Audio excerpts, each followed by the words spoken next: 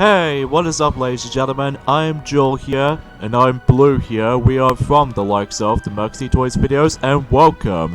Welcome back to more of Let's Play of Mario and Sonic at the Sochi 2014 Olympic Winter Games for the Nintendo Wii U. So, last time we have managed to able to conclude ourselves with the forms of Area 3, aka the longest area in the whole entire game, specifically in Legend Showdown mode. So today for this episode is the fact that we are about to continue things on, and we're about to be moving on to Area 4. And just like before, we have ourselves 5 events, as you can see right there. And obviously we're going to be able to come across into ourselves different playable characters as well. So even then though, who else whatever going to be we're going to be playing as for this point. So even then though, let's get this thing to it with Area 4 in Legend Showdown. So ironically enough though, Blue, is the fact that we pretty much come close towards the end of this, basically. I know it's like, you know, we're basically in the halfway point of the game already, but even then, we'll point that out whenever we get this thing to it, though. So, the players, as you can see right there, we have Mario and Peach, aka the perfect couple for the Mario universe. And as well as from that, we also get ourselves Silver the Hedgehog, as well as Blaze the Cat. So even then, for this first event right here, which is essentially Freestyle Skiing Moguls, we'll go ahead and select Blaze for this event. So even then though, and for this event we obviously need to use the Wii Remote Plus, if you will. Because I'm pretty sure that in every single skiing event, it's always required to able to utilize with the Wii Remote Plus pretty much. Because, well, I'm pretty sure that the Snowboard events will sometimes give you the Wii Remote Plus, if you will, or just essentially just the Wii U gamepad, which is always recommendable. So anyways though, let's get this thing to it with Moguls here. So yeah, if you remember Moguls from the original Mario and Sonic at the Olympic Winter Games, it plays exactly like how it does it from here, except you know these little turning points? Oh, really? I did not even get my timing right on that specific jump. Oh well, no big dealio. Yeah, because unlike the Vancouver 2010, is the fact that most of these turning points is always showed up, depends on what hills you're going to be approaching in. And here, you need to do it some sort of like a timing aspect, because if you time it at the right, at the red bar, this actually represents you get perfect. And as a result, if you really want to get your best speed going, well, keep on getting perfect, because that way, it allows you to able to end off the event, so much so. So yeah, basically as you can see, we did pretty good on the forms of jumps and some special stuff or what have you, especially noticeable with all these turns or something like that. However though, as far as tricks as far as are concerned, well, it's kind of a mixed bag basically. So even then though, it might actually play out exactly like how it did from, you know, in Vancouver 2010 version, except you don't control around in the actual hills part, so it's all just a matter of the actual timing skills or what have you. So anyway, so now let's move on to the next dream event, which appears to be, well, as soon as the loading screens is actually popping up, or the event's name is called Growth Pipe Snowboard, which is essentially Dream Snowboard Cross, basically. So even then though, that unlike the forms of how it does in Vancouver 2010, that honestly I think I usually enjoyed the Vancouver 2010 Dream Snowboard Cross a bit more, just because of how exciting it is, because it usually takes place in Radical Highway from Sonic Adventure 2. But in here, it's fun all in all, don't get me wrong, but this time around though, it's going to take place in Mushroom Bridge from Mario Kart Double Dash, for the first time in HD, so even then it looks pretty cool looking, but then again, it's just the amount of depth on this specific stuff doesn't seem to stand out sometimes. But anyway, so here we go with, we're going to be selecting Silver the Hedgehog, in this case the actual famous quote, "It's no use!" Even though, Blue, we're getting sick of that specific joke already. So anyways, let's get this thing to it. And yeah, just like the forms of the Bullet Bill Sledge Race, is that we only have like 2 laps to go for the entire track, or the actual course I should say. Taking notice from Maple Treeway from Mario Kart Wii, as well as DK Melton from Mario Kart Double Dash, if you will. And same applies for Yoshi Valley from specifically Mario Kart 8 version, is that we start things off by simply getting blasted off from that specific cannon. And then as a result, we can just, well, simply do some curve turnings and etc. However, though, the biggest difference is between the Vancouver 2010 installments than the likes of Sochi 2014 is that, obviously, because as you can see on the top right corner, it does say laps potentially. So this means we have to go around the actual course twice. Because unlike the forms of Vancouver 2010 installment in Dream Snowboard Cross, that is just a very simple linear course, which I always attempt to enjoy because of, well, I usually enjoy a lot of emphasis on performing tricks or what have you back in Vancouver 2010. Something about this installment that you can't do this time around, sadly, apart from the occasional moments that you need to keep on flicking the Wii U gamepad most of the time if you really want to get yourselves your perfect trick boost, if you will. Although you can also grab some of these coins, as you can see right there, but unlike the forms of how it does it on Vancouver 2010, that if you grab, like, let's just say 5 coins / rings in some environments, then it does give you an offer to giving you the actual special ability and stuff like that, most notably with the special boost and stuff. However, though, that's not the case here, because what I mean by that is that the coins, especially noticeable until whenever we get to Area 5, that these coins / rings do absolutely nothing at all.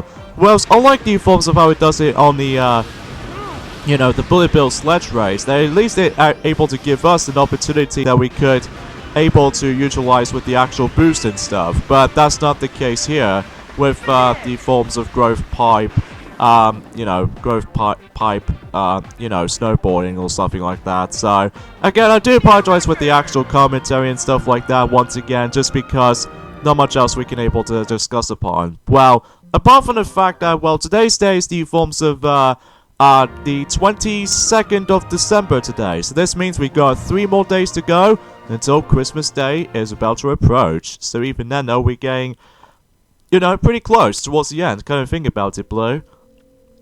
Yeah, I know, Joel. Especially when, you know, after we're completely done with this, then we can just simply replay through a bit on, you know, Mario and Sonic at the Olympic Winter Games as we redo Let's Play. I think we basically pretty much already said things considered ever since during the forms of the beginning portion of this Let's Play. So, the next new event right there, because I say new event because we are about to be participating in figure skatings again, except this time around, as you can see, that most players needs to be forced to play as the male character from the left, and the female, well, the female character from the right, and then the male character from the left. Sorry for the little bit of attentions right there, folks. Because basically, here we go, onto figure skating pairs, which this means is the fact that 2 players must team up together as a team, so that they can able to grind for some more points until whenever they decide to become number 1 and stuff like that.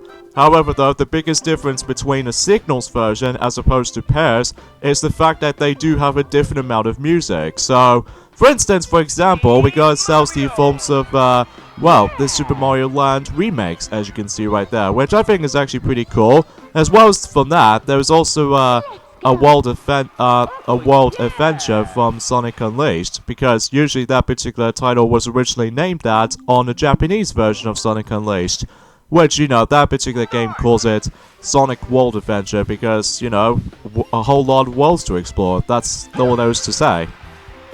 So the biggest element on this event right there is the fact that both either male or female must able to actually just to press the A button whenever they pretending to like holding hands to each other. And because the reason why we're going to be selecting both Mario and Peach, as you can see on this event, because I feel like this is a perfect pair, because otherwise though, it will be pretty embarrassing if it's like Silver and Peach, even Mario and Blaze the Cat. So even then though, it might not make it happen though. At least even then though, we could at least expect that we could able to actually just somewhat like selecting Sonic and Amy and stuff. Although you can be able to use your Miis if you like to as well. But we don't feel like showing this off for the sake of this Let's Play, unlike the ones and how it does it in the original Olympic Games, as well as the ones in Rio 2016, because, well, the only way you can able to utilize with the Miis in this game is that similar to the likes of how it does it in the Olympic Winter Games, as well as the ones in London 2012, and even the forms of Rio 2016, that it does manage to giving you some extra costumes based off from what status you're able to use him from. Because yes, we state this because unlike Tokyo 2020, Mii's is no longer going to be playable because as far as I'm aware, I'm not exactly sure why that's been happening. I'm not exactly sure why, Blue, that they stopped using those Mii's as playable characters out this time around though, which it is a little bit odd, admittedly though, but hey, at least we still can play as your Mii's in new forms of Mario Kart 8 Deluxe, if you will.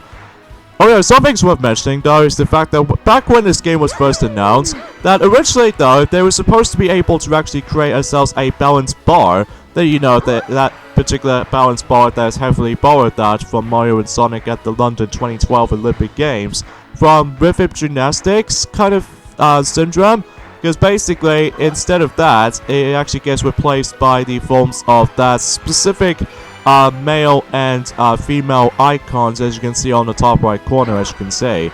And at the end though, especially noticeable whenever we get to the most awkward thing about this event, I will admit though, is that we need to run around in a circle, and as a result of this specific matter, then, you know, you get dizzy every once in a while.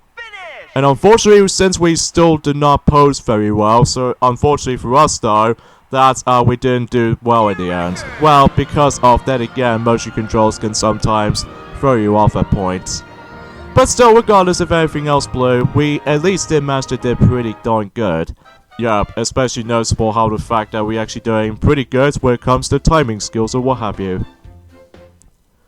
Oh yeah, something's worth mentioning as well is the fact that back in Area 3, I feel like that particular area is most likely going to be team-based heavy area, because normally, well, except the forms of how it does it in the giant slalom, parallel giant slalom, I should say, that most of these events in Area 3, it's all team-based. Whereas in this, it's kind of like a mixed bag of somewhat of a mix between individual matches as well as team-based events as well. But even then, we'll point that out whenever we get to those specific events in the future. So, anyway, so the next dream event right there, and this is kind of the uniquest dream event I've ever seen. That appears to be Hole-in-One Curling, which is basically Dream Curling.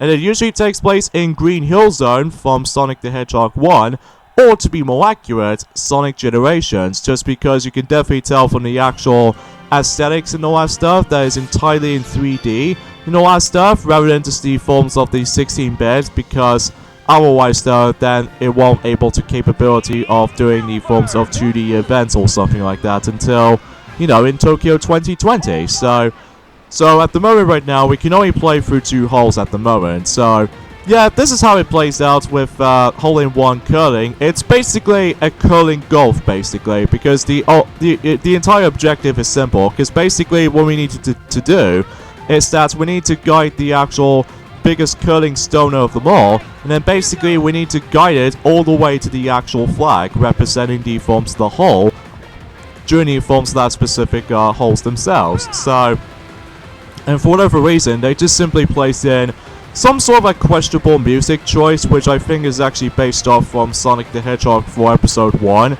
in Splash Hill Zone for some reason.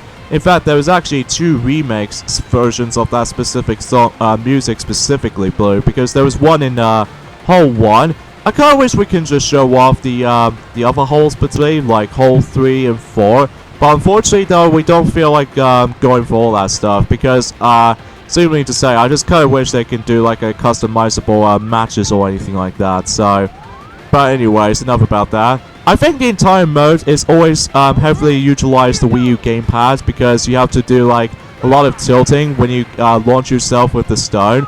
So even then, when you make it to the actual flag, then you move on to the next hole. So that's how it goes basically. So even then, now let's move on to hole 2.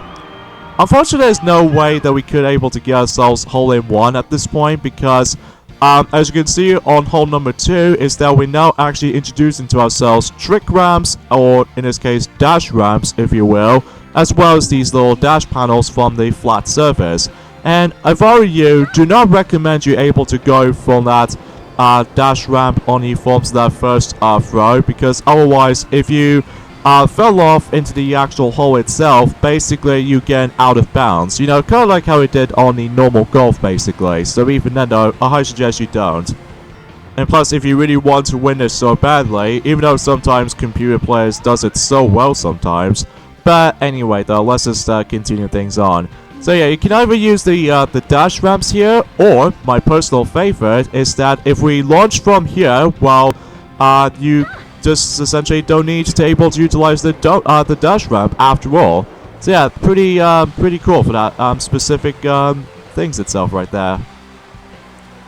Oh yeah, by the way, for those of you probably wondering about the fact that what is up with that empty slot in the actual results screen, well, if you do not know already, it's the fact that if you manage to register the Friends account by the forms of the Wii U system itself, if you manage to sign in with some sort of like a friend code joining online, there are some rare occasions that you can able to compete against with the actual friends of your Mii's by the forms of across the world or something like that. It's hard to explain about this sometimes because rarely we haven't come across into ourselves for that point, because honestly I think it's actually pretty easy to able to rank up more points due to how the fact that we're actually getting pretty used to this right now. So even then, no, that's as far from the case, regrettably. So, and what you can do with that is the fact that if you compete against with your friend AI, which essentially it allows the Mii's can take in parts of the events itself instead of the doppelganger versions of themselves, and then that way, if you beat the actual friend AI, then you also get yourselves bonus points with it too. But anyways, the next rival we have is King Boo. This is the third time that he was actually become a rival ever since in, well, Vancouver 2020. Sorry, I just got tongue twisting again, folks. I do apologize for that.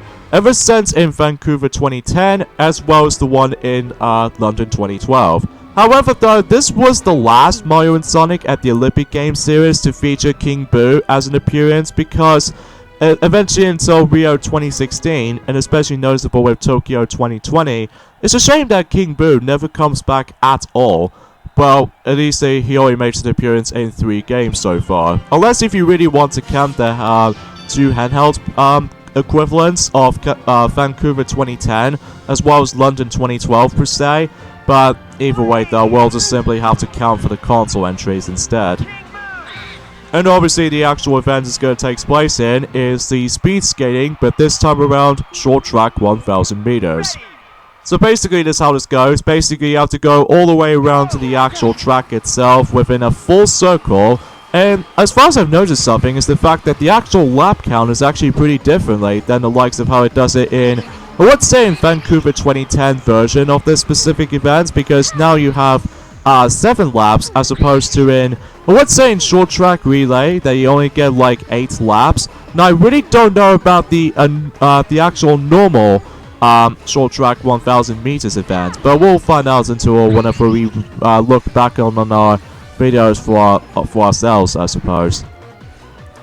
So yeah, basically as you can see right there is the fact that sometimes you have to twist the Wii Remote Plus in case if you really want to like turn and stuff like that. Although the biggest recommendation is to able to utilize the B button so that you can able to turn a little bit more easier. But however though, it might be a little bit unintuitive sometimes. But luckily, if you manage to get onto the actual arrow things itself right there, onto that specific blue spot right there, if you manage to win there long enough, then this allows you to build up with your the special boost gauge, and then once it's filled up, well, you can simply press the A button to perform a special boost. So yeah, that's pretty much about it basically. So even then though, there's not much else we can discuss upon. So, and I think usually in every games throughout the series, except in the beginning, and especially noticeable with Rio 2016 as well, and even Tokyo 2020 Olympic Games for sure, that 3 of these games, Vancouver 2010 and London 2012 Olympic Games, and even some occasional events in Sochi 2014, they always brings us to the forms of that specific the boost button or something like that. But then again, we'll point that out whenever we do a redo Let's Plays of those 2 games basically. So anyways, Area 4 is being completed, so naturally speaking, we've only got 1 more area to go, and then we actually got ourselves all 5 keys retrospectively. So yeah, that's about it basically. So I would guarantee we get ourselves once again the A+ rank for sure, which sure enough, there we go. So yeah, I guess that's about it for Area 4. So I guess we'll end things off here to top it off as well. So join us next time on Let's Play Mario and Sonic at the Sochi 2014 Olympic Winter Games. Is that we are moving on to Area 5. In this case, we're playing as the villains or something. So see you guys then. Yeah, later fellas.